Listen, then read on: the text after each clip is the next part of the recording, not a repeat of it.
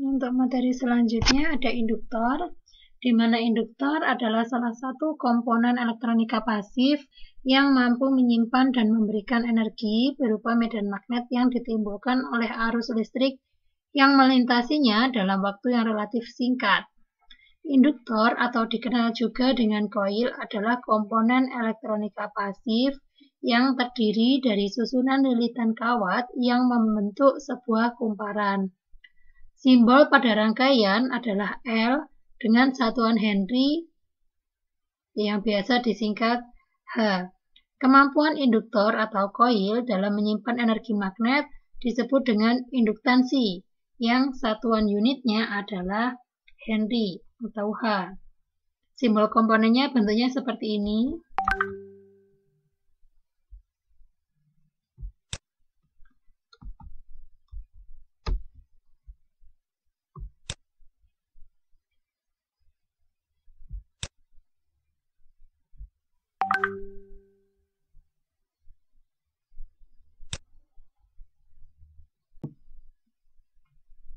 Untuk gambar komponen induktor bisa dilihat pada gambar di sebelah kiri. Macam-macam induktor dan berupa lilitan. Kemudian untuk simbol induktornya berada di sebelah kanan, di mana ada iron core atau inti besi, ferrite core induktor atau induktor dengan inti ferrit, kemudian air core konduktor atau induktor inti udara, kemudian variabel induktor atau induktor variabel.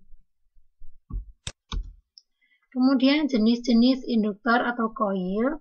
Berdasarkan bentuk dan bahan intinya, induktor dapat dibagi menjadi beberapa jenis. Di antaranya adalah induktor nilai tetap, yaitu ada air core induktor, menggunakan udara sebagai intinya. Kemudian ada iron core induktor, menggunakan bahan besi sebagai intinya.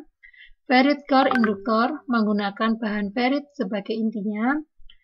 Toroidal core induktor, yaitu menggunakan inti yang berbentuk O, ring atau bentuk donat.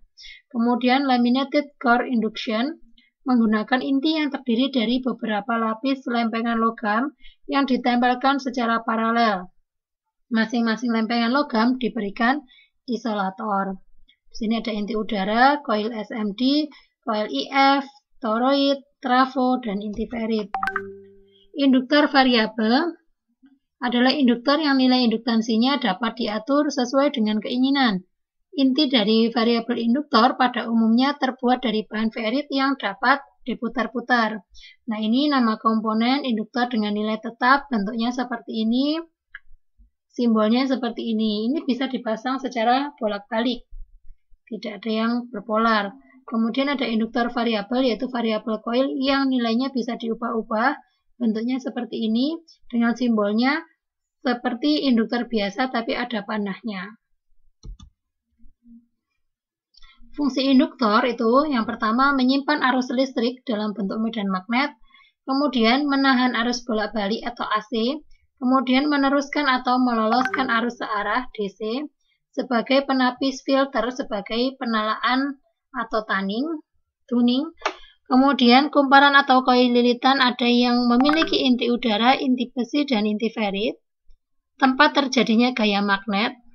Bersama kapasitor, induktor dapat berfungsi sebagai rangkaian resonator yang dapat beresonansi pada frekuensi tinggi.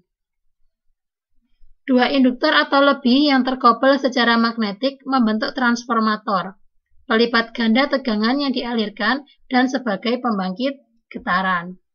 Cara kerja induktor yaitu di sini ada inti induktor dengan luas penampang A, di mana di sini ada banyaknya lilitan, itu disimbolkan dengan N, di mana lilitan itu dihubungkan pada sumber tegangan dan ada arus yang mengalir melalui lilitan dengan panjang induktornya sepanjang L.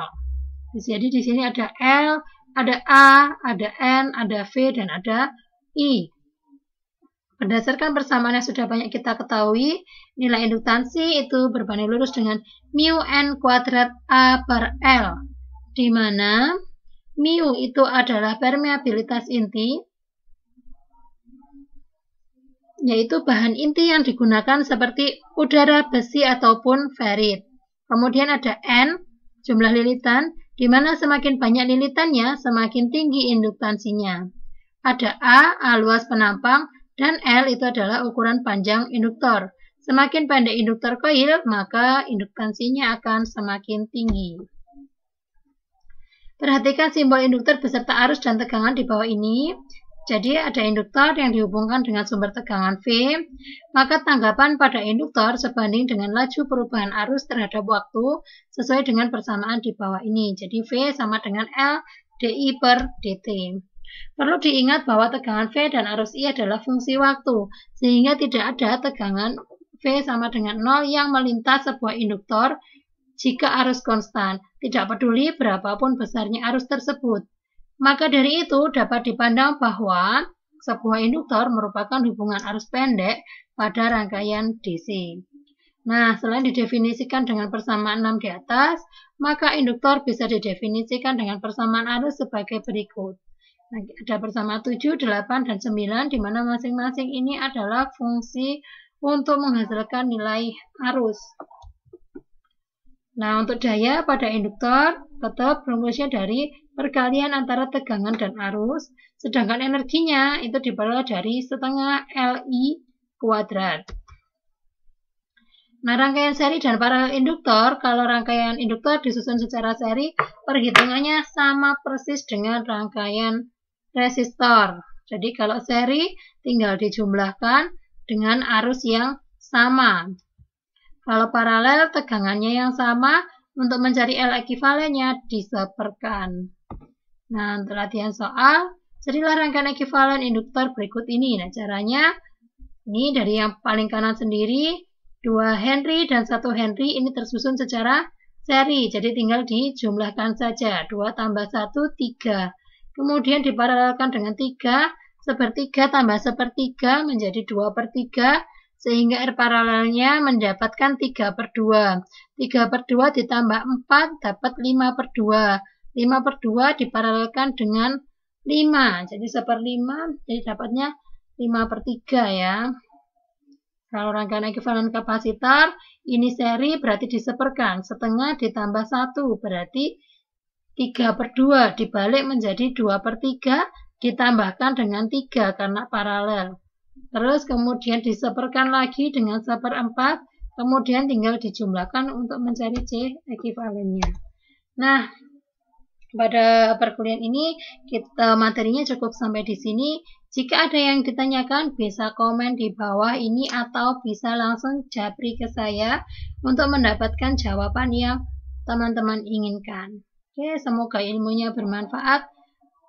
Dan kita semua senantiasa dalam lindungan Allah dan senantiasa dimudahkan oleh Allah SWT. Amin amin ya rabbal alamin. Wassalamualaikum warahmatullahi wabarakatuh.